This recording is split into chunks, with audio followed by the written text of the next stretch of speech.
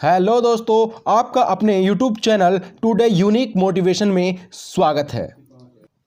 सोच बदलो जिंदगी बदलो के एपिसोड 1 में हमने जाना प्रस्तावना, आभार और परिचय। अब एपिसोड 2 में हम देखेंगे और जानेंगे लेसन 1 अपनी सोच बदले। लेसन 1 अपनी सोच को बदले।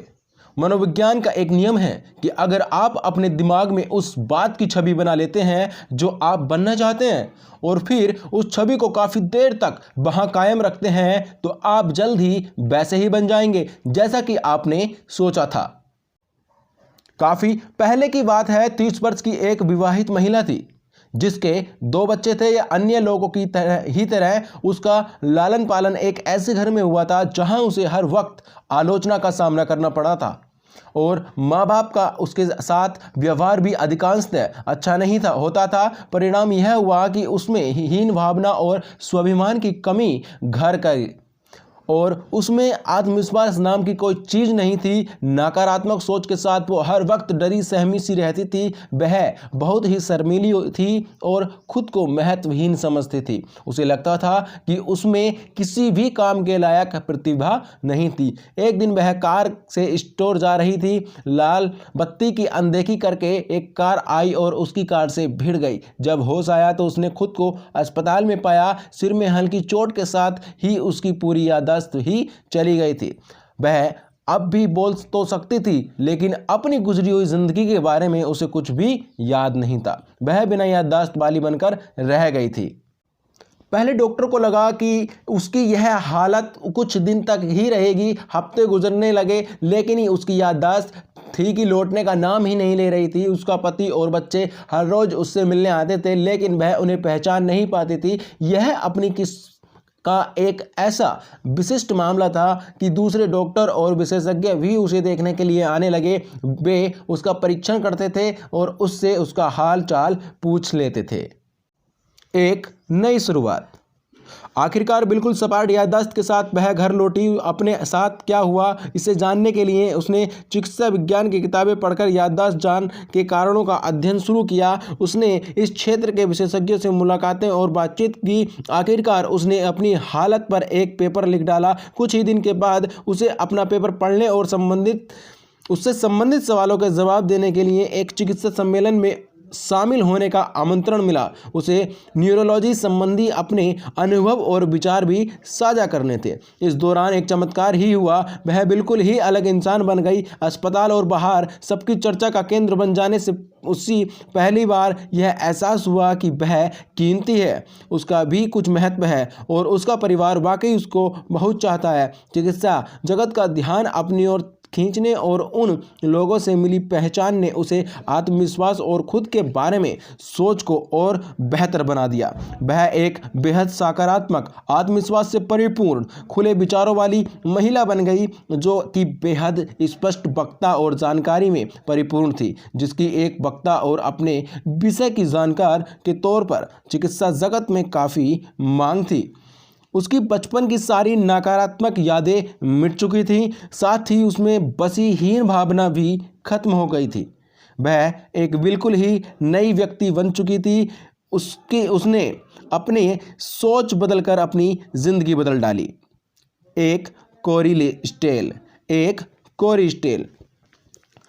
स्कॉटिश दर्शन शास्त्री डेविड ह्यूम ने सबसे पहले ट्वेबला रासा या कोरी स्लेट की सोच को लोगों के सामने रखा था। इस सिद्धांत के अनुसार हर इंसान जब दुनिया में आता है तो उसके पास सोच या विचार के तौर पर कुछ भी नहीं होता। सबसे पहले जब इंसान दुनिया में आता है तो उसके पास सोच या विचार के तौर पर कुछ भी नहीं होता और वो हर चीज़ जो इंसान सोचता या महसूस करता है वह सब उसे यही पर अपने शिशुकाल से सीखी होती हैं। कहने का मतलब है कि एक बच्चे का दिमाग एक कोरी स्लेट की तरह होता है जिस पर उसके संपर्क में आने वाले हर व्यक्ति और अनुभव अपनी छाप छोड़ देते हैं। बड़ा होने के दौरान वो जो कुछ भी सीखता है, महसूस करता है या अनुभव हासिल करता है, वयस्क अवस्था एक तरह से उन्हीं सब बातों का निचोड़ होती है। जाहिर तौर पर वयस्क बाद में जो कुछ भी करता है या बनता है वो एक तरह से उसके बड़े होने की प्रक्रिया का ही परिणाम होता है। जैसा कि अरिस्टोटल ने लिखा है, जिस किसी भी बात का प्रभाव पड़ता है वह अभिव्यक्त होती है। नोट, जिस किसी भी बात का प्रभाव पड़ता है वह अभिव्यक्त होती है। नेक्स्ट, जहाँ तक इंसान में छिपी संभावनाओं को जानने के क्षेत्र की बात है तो निज धारणा सेल्फ कॉन्सेप्ट को 20वीं सदी की सबसे बड़ी खोज कहा जा सकता है। और इस सोच के मुताबिक हर इंसान जन्म से ही अपने बारे में एक धारणा कायम करता जाता है, फिर आपकी अपने बारे में ही यही धारणा ही आपके अवचेतन के कंप्यूटर को संचालित करने वाला मास्टर प्रोग्राम बन जाती है। फिर यही तय करती है कि आप क्या सोचेंगे, क्या कहेंगे, क्या महसूस करेंगे और क्या करेंगे। यही वजह है कि आपकी ज़िंदगी में सारा बदलाव खुद के बारे में धारणा बदलने और अपने बारे में या अपनी दुनिया के बारे में सोचने का अंदाज बदलते ही दिखाई देने लगता है। हर बच्चे का जन्म खुद के बारे में बिना किसी धारणा के होता है। ये एक वयस्क के तौर पर आपकी हर सोच, मत, अनुभव, व्यवहार, किसी बात को आंकने की क्षमता आपने बचपन से ही सीखी है। आज आप जो कुछ भी हैं वो उसी सोच या धारणा का परिणाम है जिसे आपने हकीकत मान लिया है। वास्तविकता चाहे जो हो, जब आप किसी बात को सही मान लेते हैं तो वही आपके लिए सच बन जाती है। नोट, जब आप किसी बात को सही मान लेते हैं तो वह आपके लिए सच बन जाती है। आप वो नहीं हैं जो कि आप सोचते हैं कि आप हैं, लेकिन आप जो सोचते हैं आप वही होते हैं। पहले प्रभाव स्थायी होते हैं। अगर आपको ऐसे माता पिता मिले जिन्होंने आपको लगातार यह बताया कि आप कितने अच्छे हैं, जो आपसे प्यार करते थे, आपका समर्थन करते थे और आप में यकीन करते थे, आपने चाहे जो किया या ना किया हो, ऐसे में आप इस विश्वास के साथ बड़े होंगे कि आप एक अच्छे और मूल्यवान व्यक्ति हैं। 3 वर्ष का होने तक यह विश्वास आप में बैठ कर जाएगा और दुनिया के साथ आपके रिश्ते का अहम हिस्सा बन जाएगा। उसके बाद चाहे जो हो जाए आपका खुद में यकीन कायम रहेगा। यही आपके लिए वास्तविकता बन जाएगी।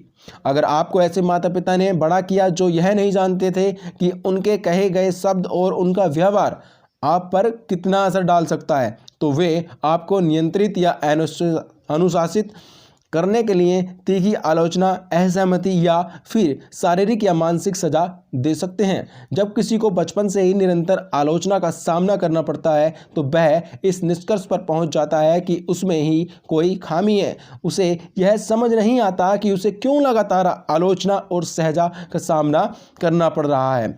उसे यह एहसास भी हो जाता है कि माता पिता उसके बारे में सही जानते हैं और वह इसी काबिल है। वह यह महसूस करने लगता है कि उसकी कोई कीमत नहीं है और न ही वह प्यार पाने के लायक है। उसकी कोई उपयोगिता ही नहीं है, इसलिए वह बिल्कुल महत्वहीन है।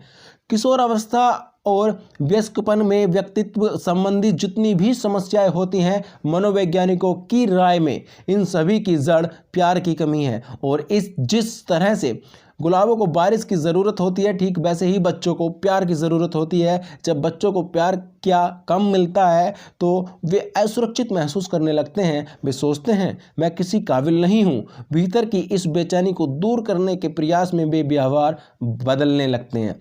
कम प्यार मिलने का यही एहसास दुर्व्यवहार, व्यक्ति संबंधी समस्याओं, क्रोध के उफान, अवसाद, असहायपन, महत्वाकांक्षा की कमी और लोगों व रिश्ते में समस्या के तौर पर उभर कर सामने आ जाता है। जन्म के वक्त आप निडर होते हैं।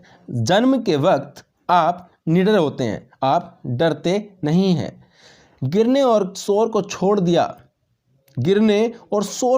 दिया जाए तो बच्चे जन्म के वक्त डर के एहसास से अनजान होते हैं। डर के बारे में वाकई की पूरी जानकारी बच्चों को बड़े होने की प्रक्रिया के दौरान सिखानी पड़ती है। बड़े होने के साथ ही 2 खास किस्म के डर हम सभी में घर कर जाते हैं, नाकामी और नुकसान का डर, आलोचना या अस्वीकृति का डर। नाकामी का डर हमारे भीतर तब बैठ जाता है जब कुछ भी नया या अलग करने पर हमें लगातार आलोचना और सजा का सामना करना पड़ता हो, हमें चिल्लाकर ये बताया जाता हो नहीं वहाँ से दूर हटो, रुक जाओ, उसे रख दो। हमें डराकर असुरक्षित कर देने के लिए शारीरिक सजा, प्यार की कमी के साथ साथ चिल्लाना और आलोचना भी जिम्मेदार होते हैं। हम जल्द ही यह महसूस करने लग जाते हैं कि किसी भी नए या अलग काम को करने के लिए लिहाज से हम बहुत छोटे हैं, बहुत कमज़ोर, नाकाबिल, अपर्याप्त और असमर्थ हैं। इसी एहसास को हम इन शब्दों में व्यक्त करने लगते हैं, मैं नहीं कर सकता, मैं नहीं कर सकता, मैं नहीं कर सकता। जब कभी भी हम किसी नए या चुनौतीपूर्ण काम को करने के बारे में सोचते हैं तो हमें घबराहट, कंपकपी और पेट में मरोड़ जैसा एहसास होने लगता है। हमारा डर ठीक उसी तरह का होता है जैसा कि पिटाई खाने का डर। हम बार बार बस यही कहते हैं, मैं नहीं कर सकता। किशोर अवस्था में नाकामी की मुख्य वजह नाकामी का डर ही होता है। बचपन में तीखी आलोचना के परिणाम स्वरूप हम बड़े होने पर भी प्रयासों में अपनी पूरी ताकत नहीं झोंकते। हम हर बात में खुद को वास्तविकता से कम ही आंकते हैं। पहले ही हम प्रयास छोड़ देते हैं। किसी चीज़ को पाने के लिए विलक्षण दिमाग के इस्तेमाल की बजाय हम अपनी तर्क शक्ति को यह साबित करने पर खर्च करने लगते हैं कि हम ऐसा क्यों नहीं कर सकते और हम जो चाहते हैं वो हमारे लिए क्यों असंभव है। प्यार पाने की ज़रूरत, प्यार पाने की ज़रूरत। हमारी तरक्की की राह का रोड़ा, हमारे आत्मविश्वास को डिगने वाला और हमारे सुखी जीवन की इच्छा को ख़त्म कर देने वाला दूसरा डर है, नकार दिए जाने का डर। नकारने की यह प्रक्रिया हमारी आलोचना के तौर पर सामने आ जाती है। यह भावना हमारे भीतर बचपन से ही घर कर जाती है। जब हमारे माता पिता उनकी पसंद के खिलाफ कोई काम करने पर या फिर उनकी उम्मीद के मुताबिक काम नहीं कर पर नाराज़गी जताते हैं, नाखुश कर देने के कारण वे इतने नाराज़ हो जाते हैं कि हमें वो लाड़ दुलार नहीं देते जिसके हमें बचपन से सबसे ज़्यादा ज़रूरत होती है। प्यार नहीं किए जाने का या अकेलेपन के भय का बच्चे पर इतना गहरा असर होता है कि वह ठीक वैसा ही व्यवहार करने लगता है जैसा उसकी राय में उसके माता पिता को पसंद आया था। इसके साथ ही उसमें छिपी स्वाभाविक उत्साह और खास होने का एहसास खत्म हो जाता है। एक ही सोच उसके दिलों और दिमाग पर हावी हो जाती है, मुझे करना है, मुझे करना है, मुझे करना है। निष्कर्ष निकलता है, मुझे वही करना है जो मम्मी पापा को मंजूर हो, मुझे वही करना है जो मम्मी पापा को मंजूर हो, वरना वो मुझे प्यार नहीं करेंगे और बिल्कुल अकेला पड़ जाऊंगा और मैं बिल्कुल अकेला पड़ जाऊंगा। सशर्त प्यार। सशर्त प्यार एक इंसान दूसरे को दिए जा सकने वाला सबसे अनमोल तोहफे, बिना शर्त के प्यार का ठीक उल्टा।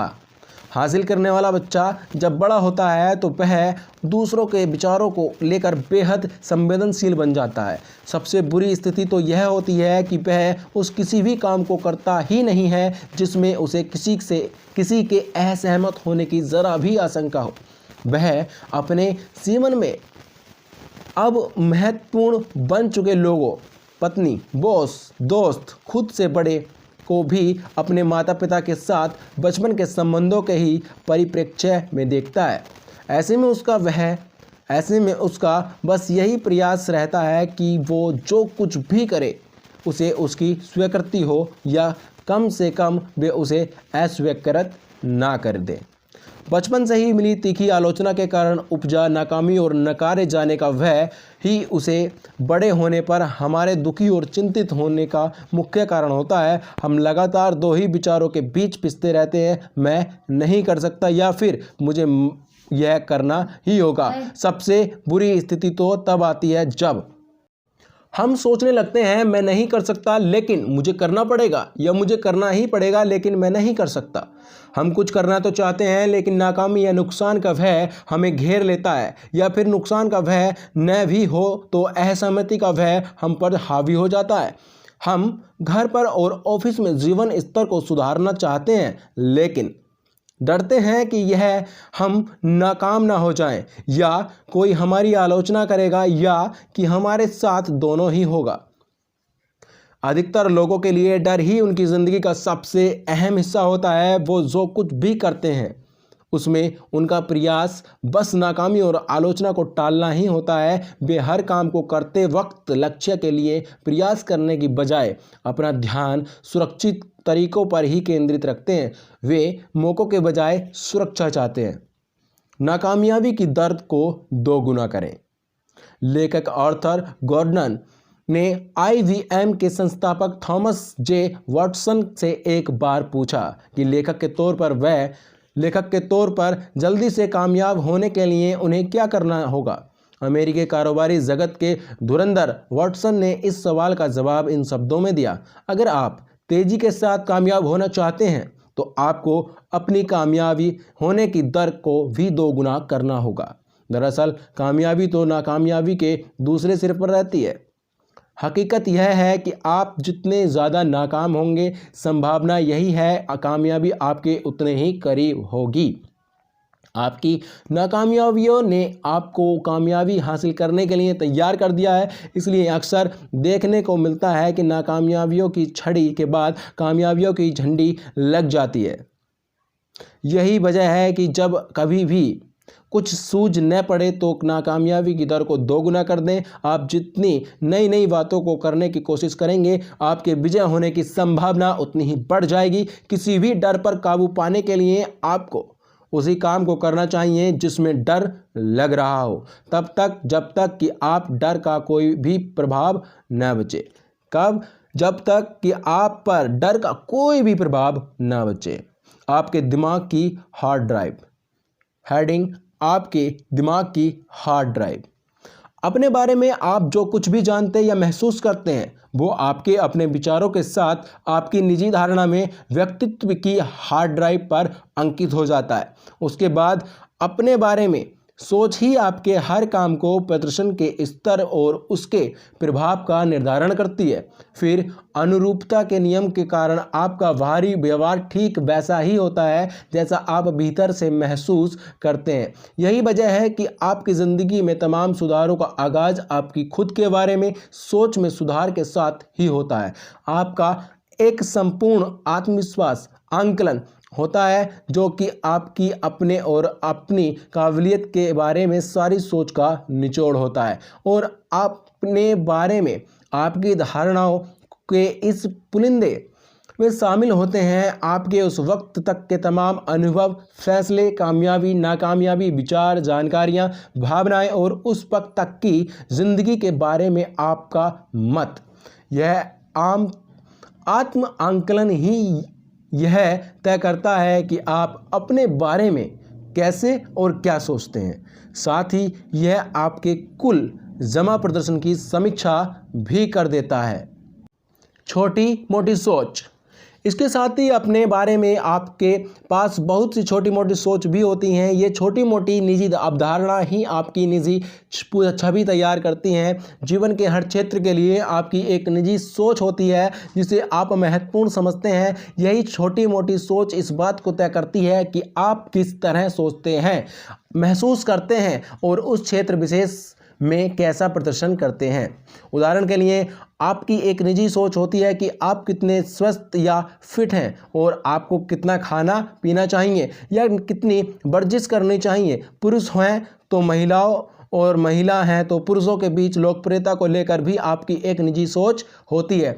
पति पत्नी या माता पिता के प्रति दायित्व के निर्वाह पर या फिर दोस्तों के साथ संबंधों को लेकर भी आपकी एक निजी सोच होती है। आप कितने स्मार्ट हैं या फिर किसी चीज़ को कितना जल्दी सीखते हैं। आप जो भी खेल खेलते हैं उसके बारे में या कार चलाने में महारत सहित हर गतिविधि को लेकर भी आपकी एक निजी सोच होती है।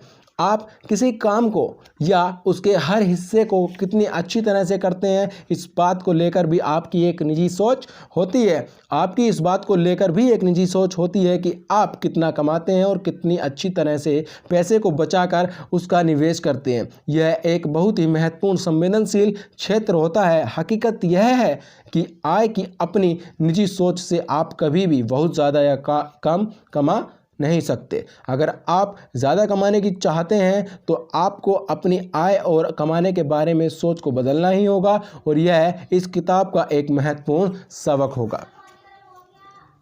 हेडिंग, अपनी धारणाओं को बदलें। अपनी धारणाओं को बदलें। अगर आप अपनी ज़िंदगी के किसी भी क्षेत्र में अपने प्रदर्शन या परिणामों को बदलना चाहते हैं तो आपको उस क्षेत्र में अपनी निजी अवधारणा और उस क्षेत्र को लेकर अपने बारे में धारणा को बदलना होगा। सौभाग्य है बस, आपकी ज़्यादातर धारणाएं विषयनिष्ठ होती हैं, वे हमेशा तथ्यों पर ही आधारित होती हैं। इसकी बजाय वे अधिकतर उस जानकारी पर आधारित होती हैं जिन्हें आप सत्य के तौर पर स्वीकार चुके हों। कई बार तो बिना ज़्यादा जांचे परखे ही आपकी धारणाएं आपकी धारणाओं में सबसे बुरी होती हैं। वे धारणाएं जो कि आपकी अपनी काबिलियत को ज़्यादा मानने से रोकती है। इन धारणाओं के कारण आप किसी क्षेत्र विशेष में खुद की क्षमता को सीमित या अपूर्ण मानने लगते हैं। ये धारणाएं कभी कभार ही सही होती हैं, लेकिन आप इनको अपनी काबिलियत के सही पैमाने के तौर पर स्वीकार लें तो फिर ये आपके लिए सच हो जाती हैं, ठीक ऐसे ही जैसे यह सही हो। अपनी काबिलियत को जानने और पहले से ज़्यादा कामयाबी हासिल करने के लिए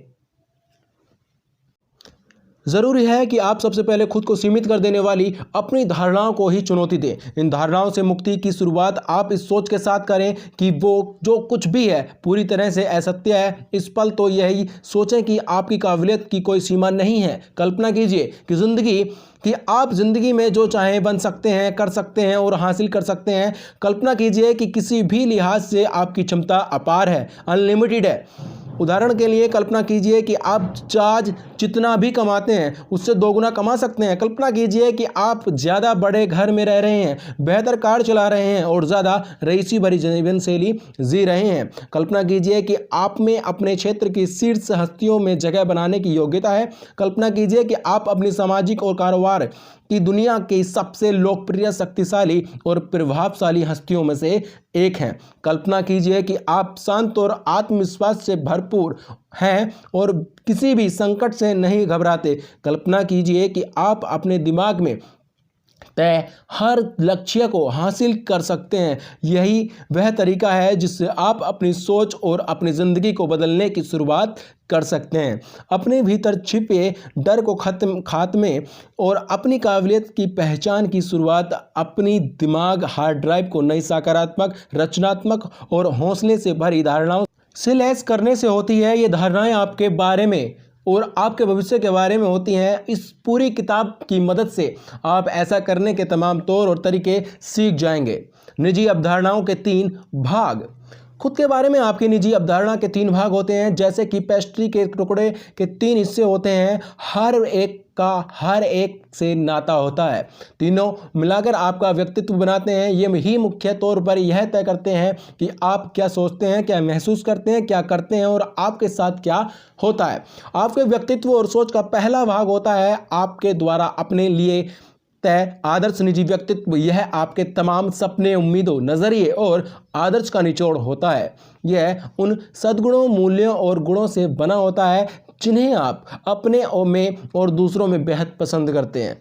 आपका आदर्श पुरुष ठीक वैसा ही होता है जैसा कि आप खुद बनना चाहते हैं। अगर आप हर तरह से आदर्श बन सकें तो यही आदर्श मापदंड आपके व्यवहार की नींव बनते हैं। महान पुरुष और महिलाएं, नेता और चरित्रवान लोगों के मन में अपने जीवन मूल्य, दृष्टिकोण और आदर्शों को लेकर कोई असमंज से नहीं होता। वे जानते हैं कि वे कौन हैं और उनका किस बात में यकीन है। वे अपने लिए ऊंचे मापदंड तय करते हैं और इस बारे में कभी भी समझौता नहीं करते। वे ऐसे पुरुष या महिला होते हैं जिनसे लोग प्रेरणा लेते हैं और जिन पर निर्भर होते हैं। लोगों के साथ इनके संबंध भी बिल्कुल स्पष्ट और अलग ही तरह के होते हैं। वे जो कुछ भी करते हैं उसमें अपने आदर्शों पर खरा उतरने का पूरा प्रयास करते हैं। खुद को देखने का नज़रिया। आपकी सोच का दूसरा हिस्सा है आपका खुद को देखने का नज़रिया। यह आपका खुद को देखने का और खुद के बारे में सोचने का तरीका होता है। इससे अधिकांशतः आपकी आत्म छवि सेल्फ इमेज कहा जाता है। किसी परिस्थिति विशेष में आपका व्यवहार कैसा होना चाहिए, इसके लिए आप यही देखते हैं। आत्म छवि के ही कारण आपका बाहरी प्रदर्शन ठीक वैसा ही होता है जैसा कि आपके बारे में आपकी सोच होती है। जहाँ तक किसी व्यक्ति के प्रदर्शन और प्रभाव की बात है तो मैक्सवेल वर्ल्ड्स द्वारा आत्म छवि की खोज को एक महत्वपूर्ण मोड़ करार दिया जा सकता है। आने वाली किसी परिस्थितियों के बारे में कल्पना करके खुद को सर्वश्रेष्ठ प्रदर्शन करते देखने की सोच आप अपचेतन के एक संदेश भेजते हैं। आपका अपचेतन दिमाग इस संदेह को आदेश की तरह लेता है और फिर आपकी सोच, शब्द और आपके द्वारा किए जाने वाले काम के तौर तरीकों को ठीक वैसे ही कर देता है जैसे कि आपने कल्पना की थी। आपकी ज़िंदगी में तमाम सुधारों की शुरुआत आपके दिमाग की छवियों में सुधार के साथ ही होती है। आपकी ये आंतरिक छवियां ही आपकी भावनाएं, आपके व्यवहार, आपकी सोच, यहाँ तक कि दूसरे लोगों के आपके प्रति व्यवहार को भी निर्धारित करती हैं। इसलिए खुद के प्रति सकारात्मक छवि आपकी सोच और आपकी ज़िंदगी में बदलाव लाने के लिए काफ़ी अहम होती है। अपने बारे में आप कैसा महसूस करते हैं? निजी सोच का तीसरा हिस्सा है आपकी काबिलियत पर यकीन। यह आपके व्यक्तित्व का भावनात्मक हिस्सा होता है। अधिकांशतः यही तय करता है कि आप कैसे सोचते हैं, क्या महसूस करते हैं और आपका व्यवहार कैसा है। आपकी खुद की काबिलियत के बारे में सोच ही यह तय करती है कि आपके साथ ज़िंदगी में क्या होगा। आपके इस हिस्से को बयान करने के लिए सबसे बेहतरीन शब्द है कि आप खुद को कितना पसंद करते हैं। आप खुद को जितना ज़्यादा पसंद करेंगे, किसी भी काम में आपका प्रदर्शन उतना ही बेहतर होगा। और अगर प्रतिवर्तन के नियम, लॉ ऑफ रिवर्सिबिलिटी को मानने तो आप जितना बेहतर प्रदर्शन करेंगे, खुद को उतना ही ज़्यादा पसंद करेंगे। आपका अपने प्रति सम्मान का भाव आपके व्यक्तित्व का प्रमुख हिस्सा है और यही वह ऊर्जा केंद्र है जो आपके आत्मविश्वास और उत्साह का स्तर तय करता है। खुद को आप जितना ज़्यादा पसंद करेंगे, आप खुद के लिए उतने ही ज़्यादा ऊंचे मापदंड रखेंगे। खुद को आप जितना ज़्यादा पसंद करेंगे, खुद के लिए आप उतने ही बड़े लक्ष्य निर्धारित करेंगे और उन्हें हासिल करने के लिए ज़्यादा देर तक प्रयास कर सकेंगे। खुद के बारे में ऊंची सोच रखने वालों को रोक पाना नामुमकिन होता है। आपका अपने बारे में आंकलन ही आपके अन्य लोगों के साथ रिश्तों का निर्धारण करता है। आप खुद को जितना ज़्यादा पसंद करेंगे या फिर खुद का आदर करेंगे, आपकी दूसरों लोगों के लिए पसंदगी और आदर में उतना ही इजाफा होगा। दूसरे लोगों की भी आपके बारे में सोच में सुधार देखने को मिलेगी। आपके कारोबार और करियर में भी आपका खुद के बारे में आंकलन ही यह तय करेगा कि लोग आपसे कारोबारी ताल्लुक़ रखते हैं या नहीं, आपकी सेवाएं लेते हैं या नहीं, आपके साथ अनुबंधन करते हैं या नहीं और यहाँ तक कि आपको पैसे उधार देते हैं या नहीं। आपका खुद के बारे में आंकलन जितना बेहतर होगा, आप उतने ही बेहतर पति या पेरेंट साबित होंगे। खुद के बारे में ऊंची सोच रखने वाले माता पिता के बच्चों को भी खुद के बारे में सोच ऊंची होती है। खुद के बारे में ऊंची सोच वाले घर को उसमें रहने वाले हर एक के लिए मौजूद प्यार, हंसी और खुशी से ही पहचाना जा सकता है। खुद के प्रति सम्मान का निर्धारक। खुद के प्रति आपके सम्मान का निर्धारण इस बात से होता है कि पूरी तरह से आदर्श परिस्थितियों में आपकी अपने बारे में छवि, आपका वर्तमान प्रदर्शन और व्यवहार आपके द्वारा तय आदर्श व्यक्ति के प्रदर्शन और व्यवहार की सोच के कितना करीब है। आपके अपचेतन में हमेशा आपके आदर्श और आपके वास्तविक प्रदर्शन के बीच तुलना जारी रहती है। जब कभी भी आप खुद को अपने आदर्श के करीब पाते हैं, आप खुद को लेकर बेहद उत्साहित होते हैं। आप अपनी ही नज़र में काफ़ी ऊंचे उठ जाते हैं। आप खुद को संतुष्ट महसूस करते हैं। जब कभी भी आप कोई ऐसा काम करते हैं या ऐसी बात कहते हैं जो कि आपके आदर्श या आपकी राय में आपकी क्षमता से मेल नहीं खाते, तो आप अपनी ही नज़रों में गिर जाते हैं। जब कभी भी आप अपने बारे में वर्तमान स्वरूप और उस आदर्श स्वरूप में जो आप बनना चाहते हैं बहुत ज़्यादा फर्क पाते हैं, आप अपने ही बारे में बुरा महसूस करने लगते हैं। यही वजह है कि जब कभी भी आप किसी काम को करने में नाकामयाबी या लोगों के साथ ताल्लुक़ में खुद को कमज़ोर पाते हैं तो एक का एक गुस्सा हो जाते हैं। आपकी अपने बारे में अच्छी सोच आपको हमेशा याद दिलाती रहती है कि आप कितने बेहतर इंसान बन सकते हैं। आपके व्यक्तित्व का आधार। मनोवैज्ञानिक आजकल यह मानने लगे हैं कि आपकी खुद के बारे में सोच ही आपके निजी विचारों और व्यक्तित्व का आधार है। व्यक्तित्व का प्रदर्शन किसी भी हिस्से में सुधार आपके आत्मविश्वास को बढ़ाता है और आपको खुद को ज़्यादा पसंद करने और सम्मान करने के लिए प्रेरित करता है।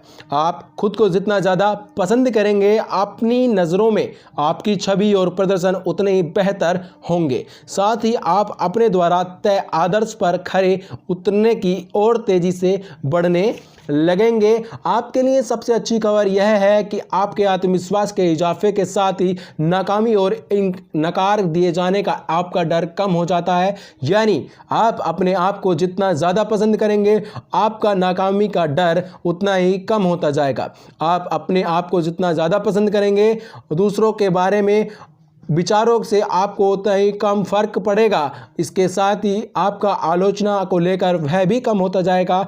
अपने आप को पसंद करने के बाद अपने लक्ष्य और स्तर के आधार पर आप जितना ज़्यादा फैसले लेंगे, आप दूसरों की प्रतिक्रिया की उतनी ही कम परवाह करने लगेंगे।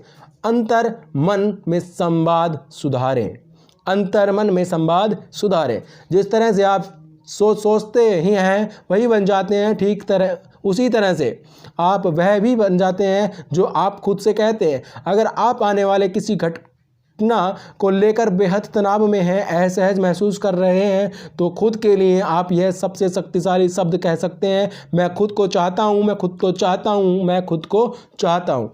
जब कभी भी आप कहते हैं कि मैं खुद को चाहता हूँ, आपका सारा डर खत्म हो जाता है और आपके फैसलों में वृद्धि हो जाती है। ये शब्द मैं खुद को चाहता हूँ इतने ज़्यादा शक्तिशाली और सकारात्मक हैं कि आपका अवचेतन उसे तत्काल किसी आदेश की ही तरह सहजता के साथ स्वीकार लेता है। ये आपकी सोच, एहसास और व्यवहार पर त्वरित प्रभाव डालते हैं और आपके शरीर की हरकत में सकारात्मक झलकने लगती है और आप सीधे सीना तान कर खड़े हो जाते हैं। आपके चेहरे से सकारात्मकता और उत्साह उछलकने लगता है। आपकी आवाज़ में दम आ जाता है और उससे आत्मविश्वास भी छलकने लगता है। आप खुद के बारे में बेहतर महसूस करने लगते हैं और परिणाम स्वरूप आप अपने इर्द गिर्द मौजूद लोगों से ज़्यादा गर्मजोशी भरा दोस्ताना व्यवहार करते हैं। आप जिस वक्त अपनी सोच के आधार पर काम करने लगते हैं तो अपनी सोच और अपनी ज़िंदगी को बदलने की प्रक्रिया का आगाज़ करते हैं। शुरुआत आप अपने लिए एक सुस्पष्ट, सकारात्मक, उत्साही और प्रेरणा देने वाला आदर्श चुनकर करते हैं।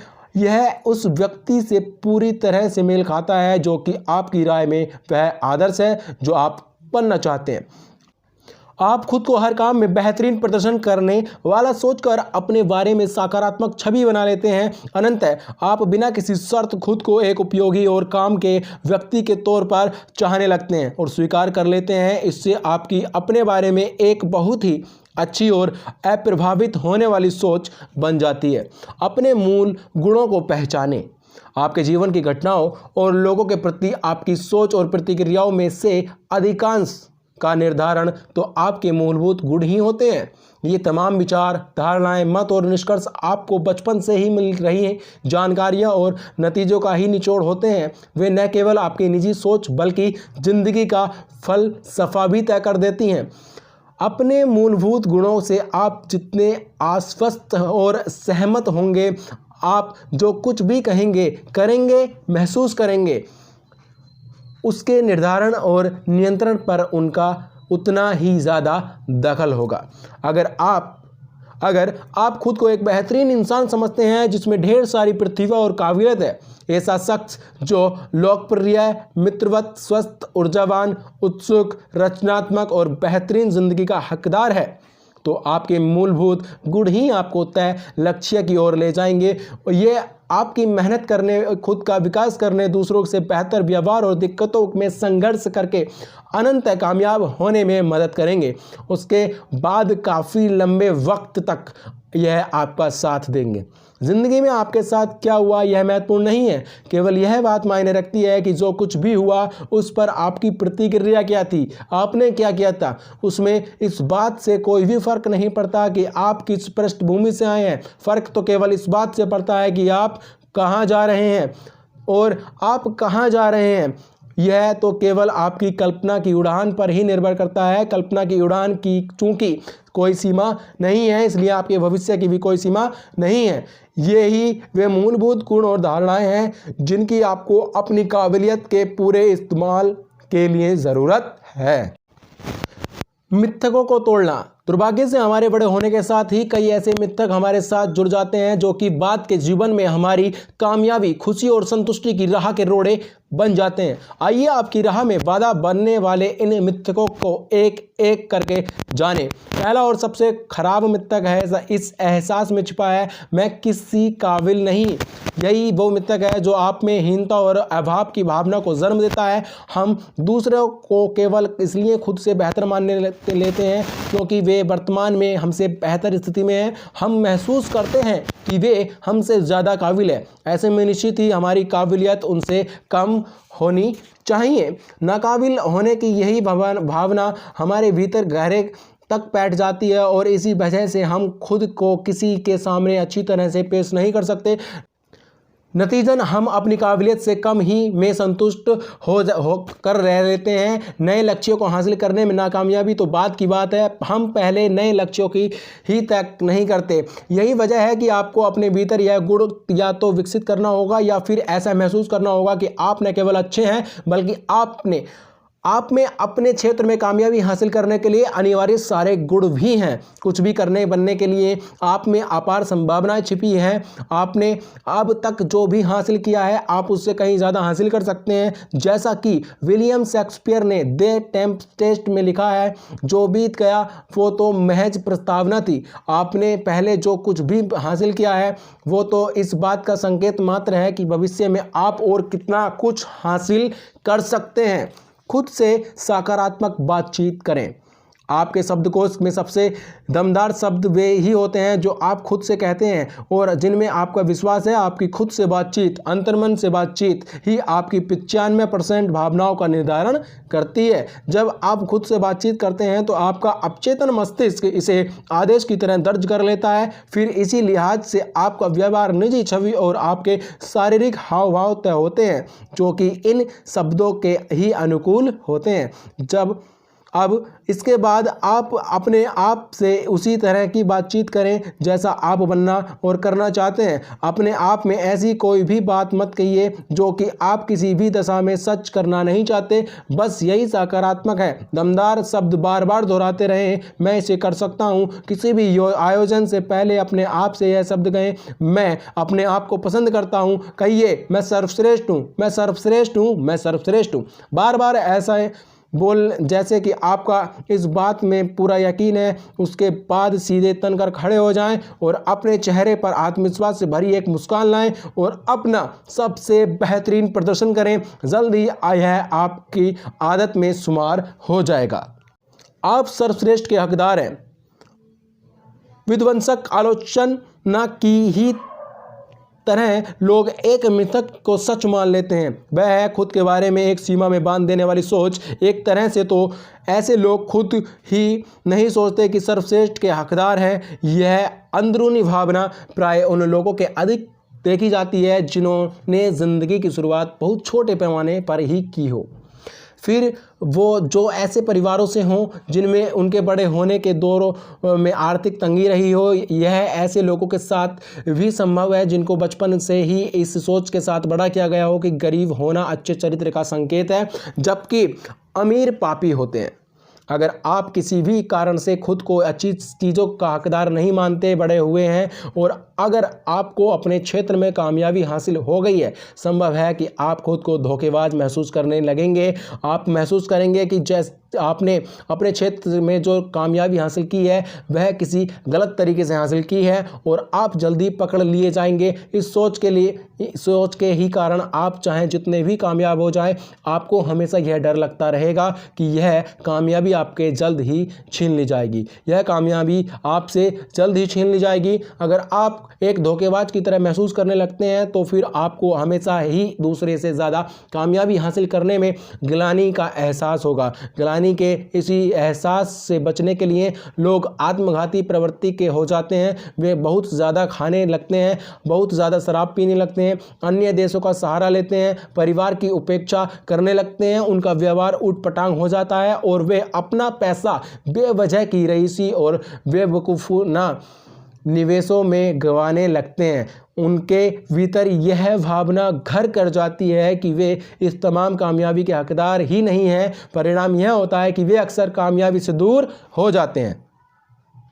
खुद को दूसरों की सेवा में समर्पित कर दें। सच तो यह है कि एक बेहतरीन नौकरी और लोगों की ज़िंदगी या काम को प्रभावित करने वाले हर काम से जुड़कर हासिल कमाई के आप हकदार हैं।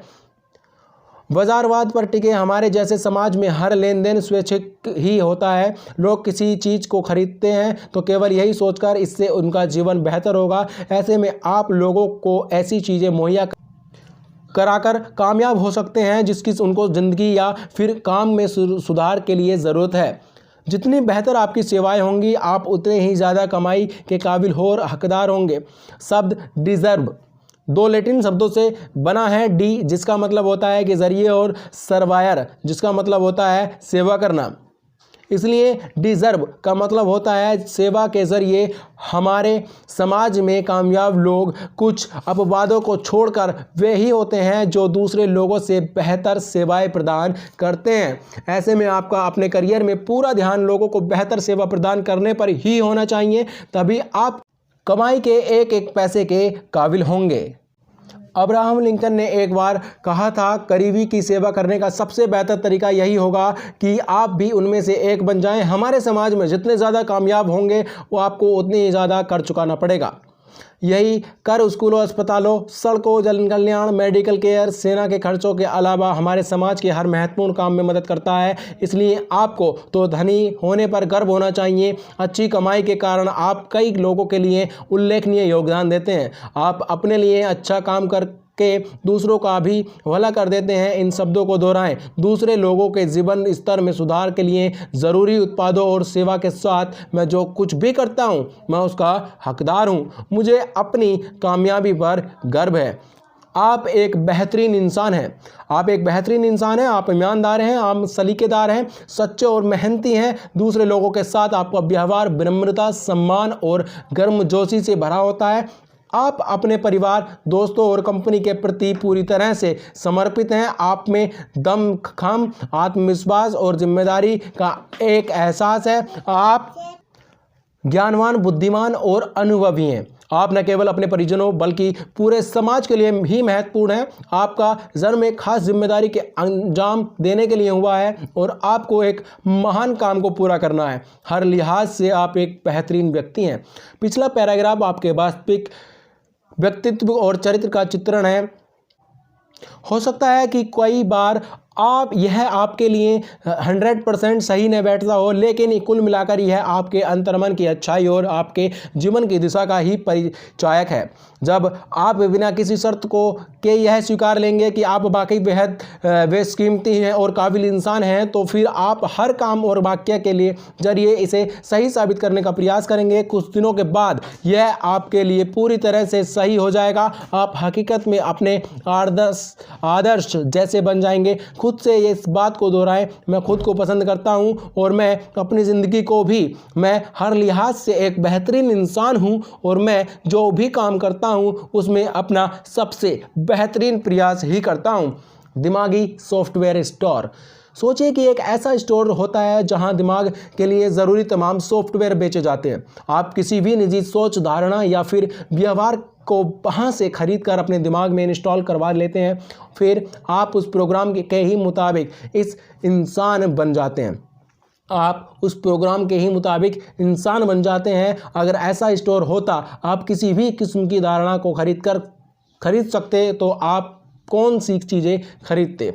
एक सुझाव है, अपने चारों ओर देखकर पता लगाइए कि सबसे खुश और कामयाबी लोगों ने क्या धारणाएं विकसित की हैं और फिर धारणाओं का वैसा ही सेट अपने लिए ले आइए और उसे अपने दिमाग की हार्ड ड्राइव पर लोड कीजिए और उनके द्वारा चलाए जा रहे प्रोग्राम पर अमल कीजिए। सौभाग्य से सैकड़ों कामयाब लोगों के इंटरव्यू को आधार बनाकर हम जान सकते हैं कि आखिर वे किस मिट्टी के बने हैं और उन्होंने बचपन से ही किस किस्म की धारणा विकसित की है। अपनाने के लिहाज से धारणा आपके लिए सहज अपनाने के लिहाज से धारणा आपके लिए सबसे ज़्यादा उपयोगी साबित हो सकती है। मैं एक बहुत ही अच्छा इंसान हूँ और ज़िंदगी में बड़ी कामयाबी हासिल करने वाला हूँ। मेरे साथ जो कुछ भी अच्छा या बुरा होगा वो तो मुझे मिलने वाली अवश्यभावी कामयाबी और खुशियों की प्रक्रिया का ही एक हिस्सा है। अगर आप इस बात को लेकर आश्वस्त हो जाएं कि आपका खुश और कामयाब होना तय है और जो भी बाधाएं या रुकावटें आ रही हैं वो आपको लक्ष्य हासिल कराने के लिए ज़रूरी अनुभव दिलाने के लिए ही आ रही हैं, तो फिर आपको कोई भी रोक नहीं सकता। अधिकांश वक्त आप सकारात्मक और आश्वासन बने रहेंगे। अपने लिए आप बड़े लक्ष्य रखें और किसी भी अस्थायी हार से जल्द उबर सकेंगे। आखिरकार आपकी धारणा ही आपके लिए हकीकत बन जाती हैं। अपनी सोच बदलकर आप अपनी ज़िंदगी को बदल लेंगे।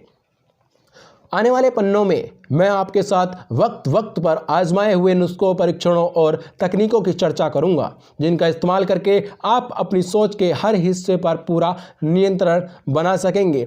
मैं आपको बताऊंगा कि सकारात्मक और प्रभावी तरीकों से कैसे सोचें कि आप खुद को किसी भी काम को कर लेने के काबिल समझने लगें। आप जान पाएंगे कि अपनी सोच को कैसे बार बार तरह से, ताकि आप अंदर से वैसे ही हो जाएं जैसा कि आप बनना चाहते हैं, जैसा कि आपका बाहरी व्यवहार होने चाहिए। आप उसी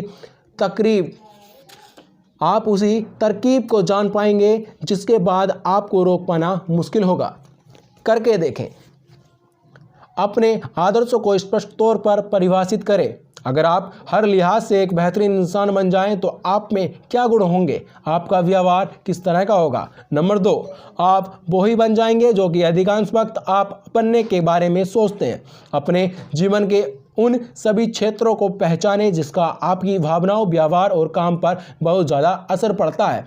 नंबर 3, कामकाज का वह कौन सा क्षेत्र है जिसमें आप अपना सबसे बेहतरीन प्रदर्शन करते हैं। उस क्षेत्र में आप खुद को किस तरह से देखते हैं, आप अन्य क्षेत्रों में खुद की स्थिति को किस तरह देखते हैं। नंबर 4, आप किस तरह के लोगों के प्रशंसक हैं और उन्हें सम्मान देते हैं, क्यों। अपना व्यवहार बदलकर आप किस तरह से उसे सर्वश्रेष्ठ लोगों की तरह कर सकते हैं। नंबर 5, आप खुद को जिंदगी के किन क्षेत्रों में सबसे ज़्यादा पसंद करते हैं, किस तरह की गतिविधियां आपको सबसे ज़्यादा आत्मसम्मान और गरिमा देती हैं, आप इन बातों को किस तरह से और ज़्यादा कर सकते हैं। नंबर 6, आप एक बहुत ही अच्छे इंसान हैं। आज के बाद आप खुद को अपने सर्वश्रेष्ठ रूप में ही देखेंगे और अपने भीतर छिपी संभावनाओं के लिए किसी भी तरह की सीमा को मानने से साफ इनकार कर देंगे। नंबर 7, अपनी निजी सोच को बदलकर लगातार ऐसे सोचिए, बोलिए और काम कीजिए मानो आप पहले से ही वैसे इंसान बन गए हों जैसा कि आप बनना चाहते थे। उस जिंदगी का आनंद उठाइए जिसे आप पाना चाहते हैं और जिसके आप हकदार भी हैं।